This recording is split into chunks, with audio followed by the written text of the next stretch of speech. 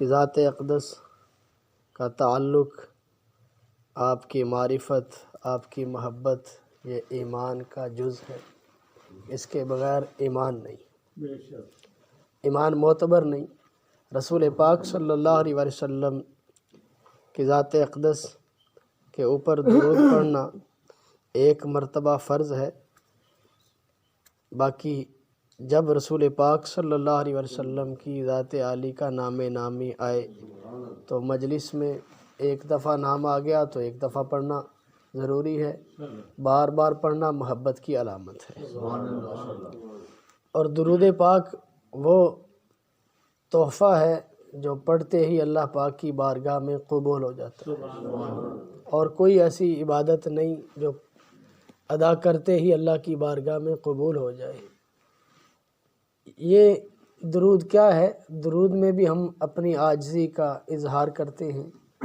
اللہم صلی علی محمد، اے اللہ تو رحمت نازل کر محمد صلی اللہ علیہ وسلم پر، یعنی ہم تو کچھ بھی نہیں، ہم تو سراپائے گناہگار ہیں، اے اللہ تو رحمت نازل کر اس ذات پر جو سراپائے رحمت ہے۔ وعلی آل محمد، اور آپ صلی اللہ علیہ وسلم کی آل پر، اور رحمت کی ہم تو سفارش کر رہے ہیں اور اللہ کی بارگاہ میں کر رہے ہیں کہ اے اللہ تو رحمت نازل کر۔ ہم تو ہماری کیا حیثیت کہ ہم اس ذات اقدس پر کچھ رحمت کا سوچیں، ہم تو اللہ کی بارگاہ میں کہہ دیتے ہیں کہ اے اللہ تو رحمت نازل کر۔ کبھی یہ امر کے صیغے کے ساتھ آتا ہے اللہم صلی علی، اور کہیں آتا ہے صلی اللہ علیہ، وہاں ماضی کا صیغہ ہے تو وہاں بھی کہا جاتا ہے کہ اللہ رحمت نازل کرتے ہیں۔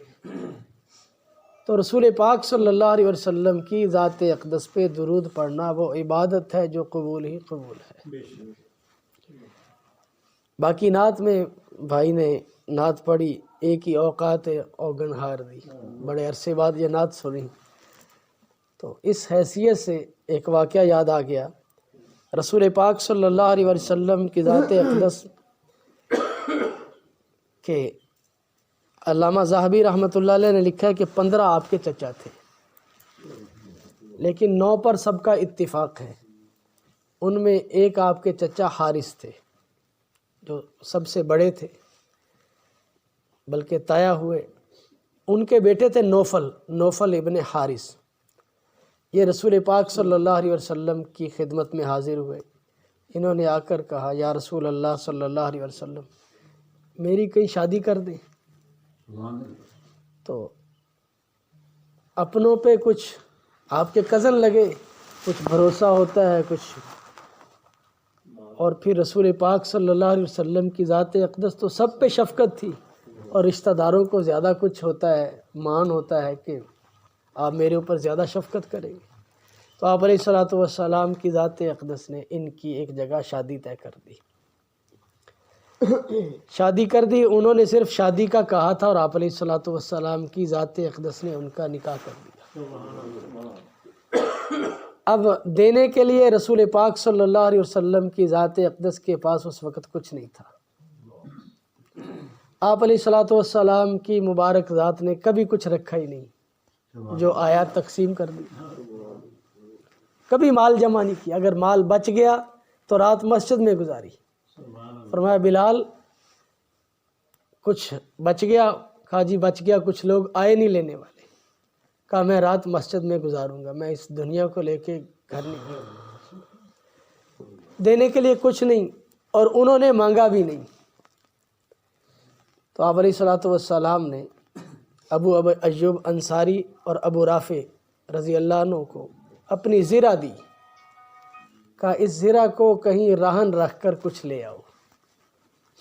زرہ جو جنگ کا ایک ہتھیار ہے جس کے ذریعے سے حفاظت کی جاتی ہے، رشتہ دار کو دینے کے لیے آقا علیہ الصلوۃ والسلام کی ذات اقدس نے اس اپنے جنگی ہتھیار کو بھی حفاظت کے ذریعے کو رہن رکھوا دیا، اور وہاں سے 2 من 25 کلو جو وہ لے آئے، اور انہوں نے آ کر جو دے دیے۔ نوفل ابن حارث رضی اللہ عنہ فرماتے ہیں ایک عرصہ گزر گیا، میں اور میری بیوی اس میں سے کھاتے رہے۔ ایک عرصے بعد مجھے خیال آیا میں ان کو ماپوں تو صحیح، یہ ختم ہی نہیں ہو رہے.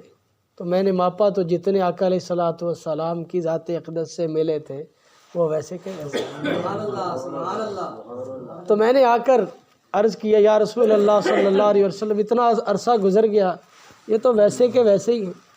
تو آپ علیہ الصلوۃ والسلام کی مبارک ذات نے ارشاد فرمایا اگر تو انہیں نہ ناپتا تو جب تک تو زندہ رہتا یہ ویسے ہی رہتے. اچھا، یہاں سے ایک ہمیں اور سبق ملتا ہے کیونکہ ہم سارے آقا علیہ الصلوۃ والسلام کے ماننے والے ہیں، تو آپ کی مبارک زندگی، آپ کا عمل ہمارے لیے رہنمائی ہے. اب میرے رشتہ دار اگر مجھ سے کبھی کچھ مانگیں، ادھار مانگتے ہیں ہمارے ہاں تو، اور میرے پاس ہوتا ہے میں اس کے باوجود نہیں دیتا، اور کلمہ میں اس کملی والے کا پڑھتا ہوں اور ان سے محبت کا دعویٰ بھی ہے، میرے پاس سارا کچھ ہے ہونے کے باوجود میں نہیں دیتا، اور آقا علیہ الصلوۃ والسلام سے مانگا نہیں، آپ نے اپنی وہ زرہ بھی رہن رکھوا کر، پاس کچھ نہیں ہے. رہن رکھنے کا مطلب یہ ہے کہ کسی کے پاس رکھ دی، جب میرے پاس یہ اتنا کچھ آئے گا تو دے کر تجھ سے واپس لے لوں. وہ رہن رکھ کے اپنے رشتہ دار کی ضرورت کو پورا کیا.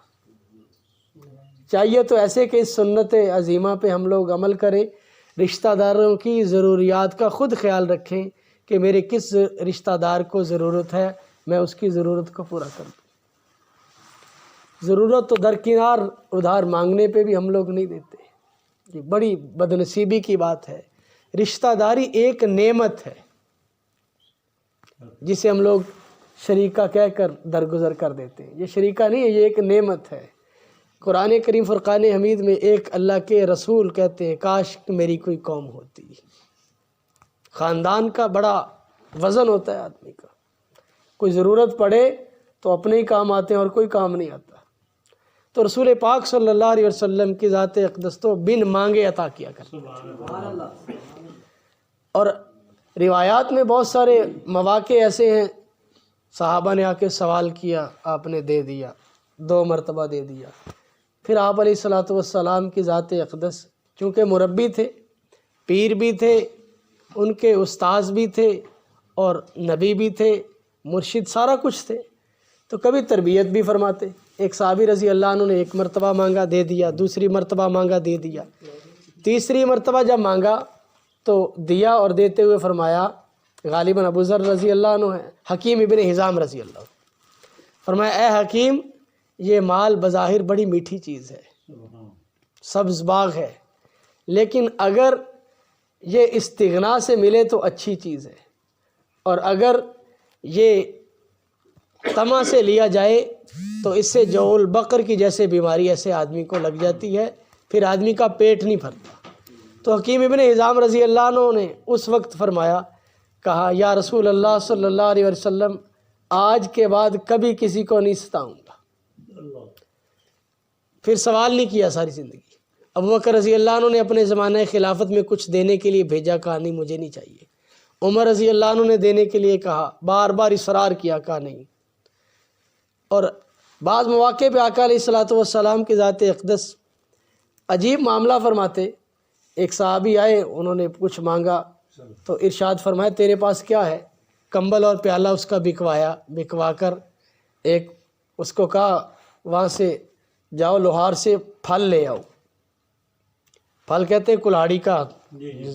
اس میں آپ علیہ السلام نے اپنے دست اقدس سے اس میں دستہ لگایا اور اس کو کہا کہ 15 دن تو نے میری مجلس میں نہیں آنا، جنگل میں چلا جا، لکڑیاں کاٹتا رہے اور اس کو بیچتا رہے. یہ تربیت بھی فرمائی. سوال کا دروازہ کھلا ہے تو پھر یہ تو آدمی ساری زندگی مانگنے پہ رہے گا. تربیت بھی فرمائی اور دیا بھی. کوئی ایسا سائل نہیں جس کائنات میں جو آیا ہو اور جس نے مانگا اور اس کو نہ دیا ہو. جو تھا دے دیا. ایک آدمی آیا، اب یہی موضوع چل پڑا تو اسی سے اسناد سے ایک سائل آیا، اس نے آ کے صدا لگائی. آپ علیہ الصلوۃ والسلام کے پاس کھجور تھی، اس کو کھجور دے دی. اس نے وہ کھجور لی، کہا کہ یہ اللہ کے رسول ہے اور کھجور دیتے ہیں. اس نے کھجور پھینک دی. اتنی بے ادبی کی، چلا گیا. ایک اور سائل آیا، آپ علیہ السلام نے اسے کھجور دی. روایات میں آتا اس نے کھجور لی، اور آنکھوں پہ لگائی اور اس کو بوسہ دیا اور کہنے لگا تمرۃ من رسول اللہ، یہ اللہ کے رسول کی کھجور ہے۔ آپ علیہ الصلوۃ والسلام نے اپنے خادم سے فرمایا جاؤ ام سلمہ رضی اللہ عنہ کے پاس 40 درہم پڑے ہوئے وہ لے آؤ۔ وہ 40 درہم بھی اسے دے دیے، فرمایا یہ شاکر فقیر ہے، یہ شکر گزار ہے۔ تو شکر کرنے سے نعمتیں بڑھتی ہیں، اور رسول پاک صلی اللہ علیہ وسلم کی ذات اقدس کچھ دے دیں، وہ تو کھجور کی گٹھلی بھی بہت ہے۔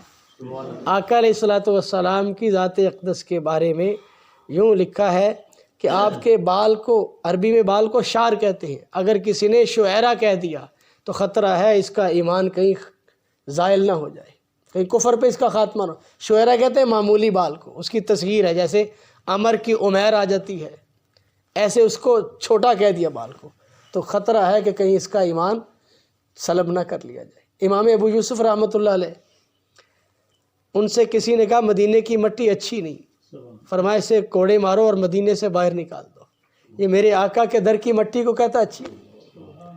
تو یوں ائمہ، صحابہ، اہل بیت، تابعین، تبع تابعین، اولیاء امت، سب کا رسول پاک صلی اللہ علیہ وسلم کی ذات اقدس اور آپ کے ساتھ جو چیزیں نسبت رکھتی ہیں ان سے ایک تعلق، ان سے پیار ان کا رہا، اور اسی میں ان کی زندگیاں صرف ہو گئی۔ تبرکات پیغمبر ایک مستقل موضوع ہے کہ آپ علیہ الصلوۃ والسلام کے تبرکات سے کیسے صحابہ نفع حاصل کیا کرتے تھے، کیسے انہیں سنبھال کے رکھا کرتے تھے۔ ایک واقعہ اور ذہن میں آ گیا، تو یہ موضوع لمبا موضوع ہے، پھر کبھی انشاءاللہ اس پہ بھی ہو جائے گی بات، اللہ نے موقع دیا تو۔ آپ علیہ الصلوۃ والسلام کبشہ رضی اللہ عنہ کے گھر تشریف لے گئے۔ مشکیزے ہوتے تھے اس زمانے، مشکیزہ لٹک رہا تھا، اس کو آگے منہ کو باندھ دیتے تھے۔ تو آپ علیہ الصلوۃ والسلام نے اس مشکیزے کے منہ لگا کے پانی پیا۔ اب وہ اس عاشق لوگ تھے، اصل تو وہ لوگ تھے، ہم تو نقل در نقل در نقل، ہم تو ان کے غلاموں کے غلاموں کے غلاموں کے بھی غلام بن جائے، تمہارا کام بن جائے۔ تو پانی پیا، انہوں نے اس حصے کو کاٹ کے رکھ لیا کہ یہ وہ حصہ ہے جہاں رسول پاک صلی اللہ علیہ وسلم کے ہونٹوں نے مس کیا ہے، وہ رکھ لیا۔ بعد میں صحابہ جاتے، کہتے اس کی زیارت تو کرا دو، اور صحابہ اس کو لیتے، اس کو بوسہ دیتے کہ یہ وہ چمڑے کا حصہ ہے جس پہ آقا علیہ السلام کے ہونٹوں نے مس کیا۔ یوں برکات۔ اور بخاری میں روایت ہے، اسماء رضی اللہ عنہ، عائشہ رضی اللہ عنہ کی بہن، ان کے پاس ایک نلکی تھی، اس میں رسول پاک صلی اللہ علیہ وسلم کے بال مبارک تھے، موئے مبارک جس کو کہا جاتا ہے، فارسی میں موئے مبارک کہہ دیا جاتا ہے، عربی میں شعر کہہ دیا جاتا ہے، اور ہماری زبان میں بال کہہ دیا جاتا ہے۔ تو وہ ان کے پاس تھے، اگر کوئی مدینے میں بیمار ہو جاتا تو وہ اسماء رضی اللہ عنہ کے پاس پانی لے جاتے، اسماء رضی اللہ عنہ اس نلکی کو اس پانی میں ہلا دیتے، اس سے لوگوں کو شفا مل جاتی۔ تو یہ تو آقا علیہ الصلوۃ والسلام کی ذات اقدس کی محبت، بلکہ آپ سے جن کو تعلق، جن چیزوں کو نسبت تھی، ان سے بھی صحابہ نے پیار کیا اور ان کے ساتھ ساری زندگی وابستگی رکھی، اور وہ چادر اور وہ چیزیں وہ بادشاہوں تک چلتی رہیں اور لاکھوں لاکھوں درہموں میں فروخت ہوتی رہیں کہ یہ آقا علیہ الصلوۃ والسلام کی مبارک چادر ہے، یہ آپ علیہ السلام کا عصا مبارک ہے۔ تو رسول پاک صلی اللہ علیہ وسلم کی ذات اقدس کا تذکرہ یہ عبادت ہی عبادت ہے، اس میں ہمارا ہی نفع ہے۔ ان کے تو درجات اللہ نے بلند کر دیے اور وہ بلند ہوتے جا رہے ہیں، ہم پڑھیں گے تو ہمیں درجات بھی ملیں گے اور گناہوں کی معافی بھی ملے گی اور نیکیاں بھی ملتی رہیں گی۔ اللہ تعالیٰ ہمیں رسول پاک صلی اللہ علیہ وسلم کا سچا خادم بن کے زندگی گزارنے کی توفیق نصیب فرمائے۔